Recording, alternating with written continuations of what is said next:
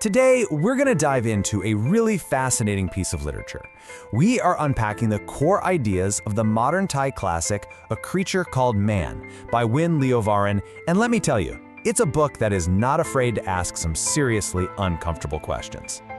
And it kicks off with an absolute bombshell. Just think about this for a second.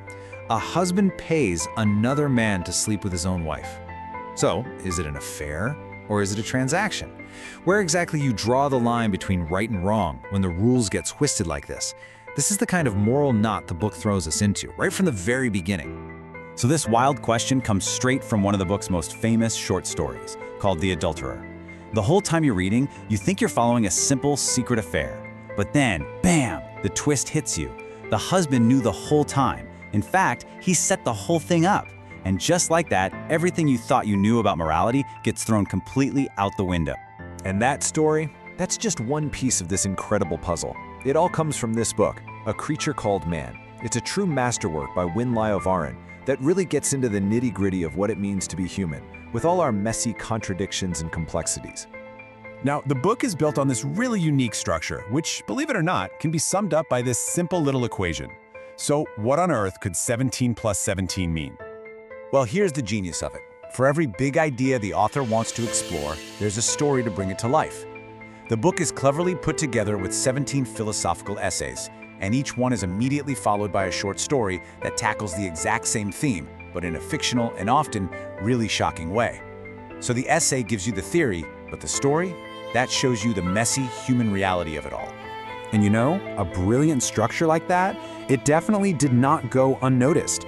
In 1999, the book won the SEA Wright Award, which is one of the biggest literary prizes in all of Southeast Asia. This win really cemented its place as a super important piece of modern literature. So what's the big theme that ties all these articles and stories together? Well, it all boils down to this timeless conflict, our raw, primal instincts on one side versus the complex rules that society builds around us on the other. It's a battle that's fought inside every single one of us, every single day. And this lays it out perfectly. You've got these two forces at war. On one side, you have our internal drives, that primal desire, that raw fear, the basic need to survive. And on the other side, you have all these societal rules we create to try and keep those drives in check. Morality, culture, law, religion, the whole shebang. The book is constantly asking, can these rules ever really tame who we are deep down? Or are they just a thin coat of paint on something much wilder? And this quote just brilliantly captures the book's warning. The author is basically saying that the more we try to push down our natural instincts, especially something as powerful as sexuality, the more intensely they're going to fight back. When society tries to force these things into the shadows, they don't just vanish, they fester, and they often come roaring back in much more complicated and sometimes much more destructive ways. But the author doesn't just stop there, with the individual versus society. No, he argues that to really understand this creature called man, we have to zoom out. I mean, way, way out. We need to see where we fit into the grand cosmic scheme of things. So we start right here with the individual. This is level 1, a single person, a whole universe of feelings, fears, and desires all packed into one mind.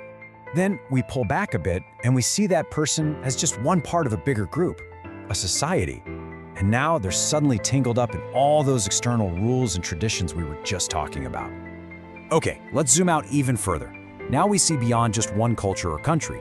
We see that we're all part of a single, interconnected world, linked by technology, trade, and shared problems. And finally, here's the author's ultimate perspective. He places all of humanity right here as a tiny, fleeting speck in a vast, unbelievable universe. From this point of view, all our intense social rules and personal dramas, they start to look a little different, don't they? This cosmic perspective, it naturally leads us to the book's deepest, most fundamental question. If we're driven by our biology from the inside and boxed in by society from the outside, then what does it even mean to be free? Is true, genuine freedom even possible?